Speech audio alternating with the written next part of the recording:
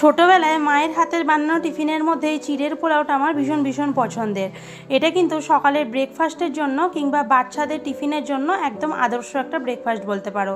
আর যারা ডায়েট করছো তারাও কিন্তু এটা অনায়াসে খেতে পারো, কারণ এই চিড়ের মধ্যে থাকে ডায়েটারি ফাইবার, তাই এটাতে পেটও ভরে আর ডায়েটও বজায় থাকে। আমি কিন্তু পছন্দ মতো সবজি কেটে নিয়েছি, এখানে ক্যাপসিকাম, গাজর আর বিনস একদম কুচু কুচু করে। আর আমি এখানে মোটা চিড়ের ইউজ করছি, সেটাকে ধুয়ে শুকনো করতে রেখে দিয়েছি।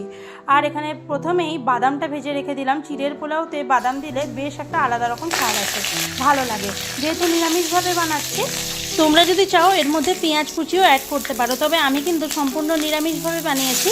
কড়াই সাদা তেল গরম করে কালো সর্ষে, কাঁচা লঙ্কা, কারি পাতা ফোড়ন দিয়ে সমস্ত সবজি দিয়ে ভালো করে ভেজে নিয়েছি। স্বাদ মতো নুন, সামান্য একটু হলুদ দিয়েছি। নিয়ে সমস্ত সবজি পুরোপুরি কুক হয়ে গেলে জল ঝরিয়ে রাখা চিড়েটা দিয়ে ভালো করে নাড়াচাড়া করে ভেজে রাখা বাদাম আর সামান্য ঘি দিয়ে ভালো করে মিশিয়ে নিতে হবে। তারপর আমি সামান্য চিনি এখানে অ্যাড করেছিলাম আর একদম ঝরঝরে করে ভেজে নিয়েছি। দেখতে পাচ্ছ কতটা ঝরঝরে হয়েছে। আর এই চিড়ের পোলাওটা একটু মিষ্টি মিষ্টি বেশ ভালো লাগে, তাই আমি এখানে চিনি দিয়েছি। চাইলে তোমরা চিনিটা নাও দিতে পারো। তো দেখো আমাদের চিড়ের পোলাও কিন্তু একদম তৈরি। সকালে এই চিড়ের পোলাওটা যদি টিফিনে থাকে, পেটও অনেকক্ষণ কিন্তু ভর্তি থাকে আর বেশ সুস্বাদু। তো ভিডিওটা কেমন লাগলো অবশ্যই জানিও। আমার মেয়ের তো খেয়ে ভীষণ ভীষণ পছন্দ।